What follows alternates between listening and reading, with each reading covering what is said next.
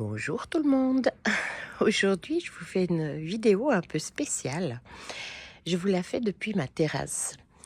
Donc, comme vous voyez, un grand ciel bleu. Il fait beaucoup de soleil, il fait très chaud, mais c'est formidable. Donc, je vais vous présenter les 3 couvertures que j'ai faites. Enfin, une n'est pas finie hein, encore. Mais je trouvais jolie et sympa parce que, on a toutes, beaucoup de broderies après quelques années et pas assez de murs. Du moins, c'est ce que mes clientes me disent toujours au magasin, c'est: «Mon Dieu, est-ce que vous vendez des murs et du temps?» Donc voilà. Alors, je vais vous présenter un peu ces 3 couvertures. Il y a celle-ci. Celle-ci oh, bonjour Pixel. Il y a celle-ci, vous la connaissez, celle que je vous ai présentée dans la première vidéo. Avec bien sûr Pixel qui vient faire son intéressante, hein. Je suis pas dans le magasin, ma puce. Alors, excusez-moi pour les doigts, je suis pas très douée hein, pour filmer. Donc cette-ci, c'est fait sur une toile Aïda. Donc j'ai pris, attendez que je me souvienne, j'ai pris, c'est une couverture en 180, donc c'était une toile en 180 et j'ai acheté 2 mètres. Et je l'ai adaptée pour qu'elle aille sur le lit. Donc voilà, et là je brode, donc comme vous le savez, tous les modèles que je n'ai pas au magasin, c'est tous des modèles que j'ai achetés personnellement, enfin si j'en ai peut-être un ou deux, mais enfin souvent c'est des modèles que j'ai achetés comment sur Etsy ou sur d'autres sites, hein. Donc voilà, et ça peut donner quelque chose d'assez sympa. Bien sûr après, soit j'en fais un couvre-lit, et je vais le laisser comme ça, je vais juste finir les bords. Soit j'en fais une couverture, mais là, par contre, il faudrait que je la double. Parce que c'est pas agréable, une grande toile Aïda comme ça, pas doublée. Donc, voilà, ça c'était la première. Ensuite, je vais vous présenter la deuxième couverture. En fait, je vous les présente dans le sens contraire de ce que j'ai fait. La première et la dernière que je suis en train de faire, celle-ci, la deuxième, c'est en effet la deuxième que j'ai fait. Alors là, j'avais vu sur Lily., euh, comment elle faisait des couvertures bébés pour les nouveau-nés, pour les couchettes, les berceaux, les poussettes, etc. Et puis, bah ouais, bah j'étais jalouse parce que j'ai pas de bébé. Et je me suis dit, mais après tout, pourquoi pas faire une couverture pour adultes? Il n'y a pas que les bébés qui ont froid l'hiver. Alors, j'ai décidé de faire pour moi-même. Donc, c'est c'est la même toile qu'elle prend pour les couvertures bébés. C'est une toile qui est quand même un peu, comment dire, un petit peu épaisse, mais qui est quand même tissée comme de l'Aïda. Enfin oui, oui, ça, on peut dire que c'est tissé comme de l'Aïda. Je vous montre un peu. Voilà. Et si vous voulez, j'avais craqué donc pour ce petit modèle. Enfin petit, c'est un bien grand mot, mais la toile est grande, hein. Pour ce modèle un peu zen, je ne sais pas d'où il vient. Il doit avoir des années, ce modèle. Pas la couverture, mais le modèle, j'en suis sûre. Donc, voilà. Et je trouvais que ça allait très, très bien sur une couverture. Donc, ce que j'ai fait, c'est que j'ai acheté une petite couverture toute douce. Parce qu'après, ben, il faut aussi acheter la toile qui correspond, hein. Et cette couverture toute douce, vous savez, vous les trouvez bon marché hein, sur les sites ou au supermarché. Et j'ai demandé à une amie de m'aider parce que je ne suis pas très très bonne en couture, mine de rien. Les poils à pixels. Donc, si vous voulez, j'ai demandé à une amie de me finir de me faire comment on dit, les finitions. Donc, elle a redoublé par-dessus la toile Aïda, hein.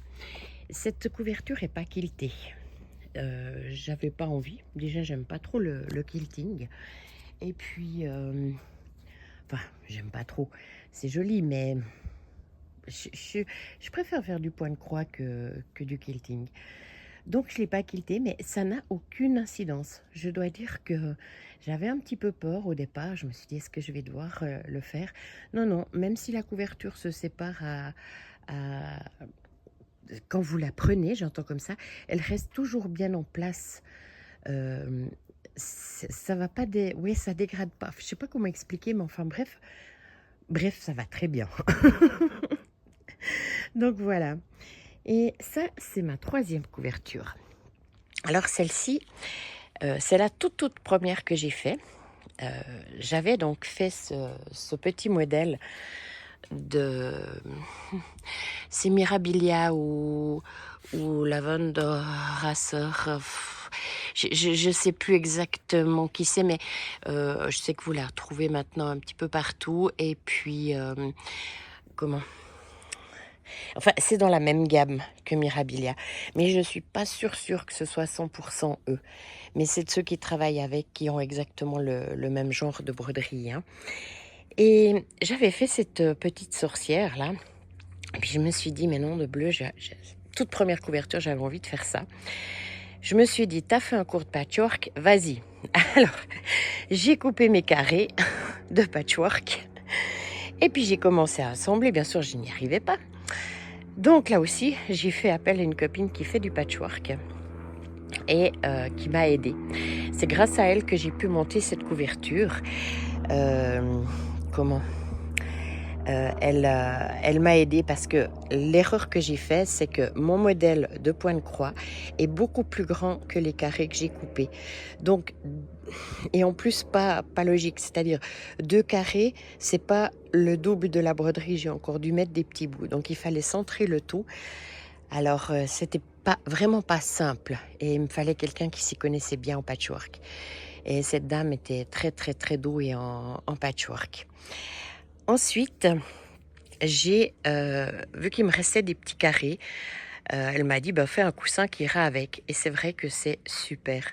J'ai fait le petit coussin, c'est-à-dire que j'ai monté donc toutes sortes de carrés. J'ai fait un grand bout.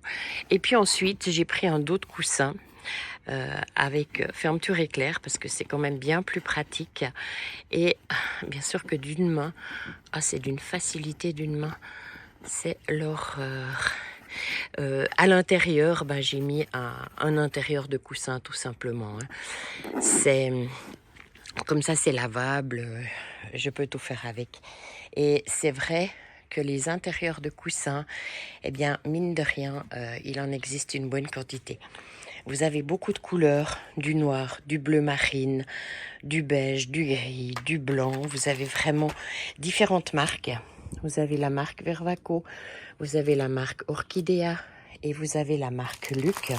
C'est celle que j'avais employée parce que j'aime beaucoup, parce que le tissu est plus fin. Et moi, ça me convenait. Je voulais quelque chose de pas trop lourd. Donc, voilà. Et les intérieurs de coussins en synthétique que vous trouvez aussi, hein, assez facilement normalement. Donc voilà, c'est de la marque Vervaco, si jamais vous cherchez, que votre mercerie ne vous dit mais je ne sais pas où trouver ça, dites-lui, je l'ai vu en marque Vervaco. Donc voilà. Et ces dos de coussins, c'est super simple à faire, hein, mais vraiment hyper simple. Vous prenez, vous ouvrez votre tissu, comme vous voyez par exemple celui-ci est... Ouais, bien sûr que si je ne monte pas du bon côté, ça ne va pas le faire. Vous voyez, il est surfilé. Donc, vous ouvrez votre carré, vous mettez votre broderie face vers vous, donc le bon côté vers vous. Vous prenez ça, vous mettez le bon côté du dos face à la broderie. Vous ouvrez la fermeture éclair, ça c'est vraiment important. Vous cousez les 4 côtés. Et une fois que vous avez cousu les 4 côtés, vous faites revenir l'avant de votre broderie par la fermeture éclair. Donc c'est un gain de temps énorme. Pas besoin de faire des petits points pour diminuer comment? Qu'est-ce que j'étais en train de dire, Laurence? Concentre-toi un petit peu. Pas besoin de faire des petits points pour terminer et fermer le coussin. Là, il est directement fermé si vous avez une machine à coudre. Donc voilà, donc j'espère que j'ai pu vous aider, j'espère que j'ai pu vous donner des idées aussi et puis surtout, comment? Si vous avez plus assez de murs pour mettre toutes vos broderies, ben, pensez au couvre-lit, pensez aux couvertures, pensez, à des panneaux murales même, des panneaux muraux, pardon. Mais voilà, on peut faire des choses vraiment, super jolies, heu, histoire de tout avoir sur une même chose, quoi. Après ces couvertures, c'est vrai, vous pouvez faire par thème. Si vous aimez, je sais pas, la campagne, eh ben, vous pouvez très bien broder que des motifs de campagne. Si vous aimez Noël, bah, c'est une couverture que vous allez sortir, à Noël, enfin aux périodes de Noël quand il fait très froid sur votre canapé, faites des motifs de Noël. C'est vraiment à l'infini, quoi. Donc voilà, j'espère que comment? Vous aurez pu, prendre quelques idées et puis, je vous souhaite une très belle journée, plein de belles petites croix et puis à bientôt. Au revoir.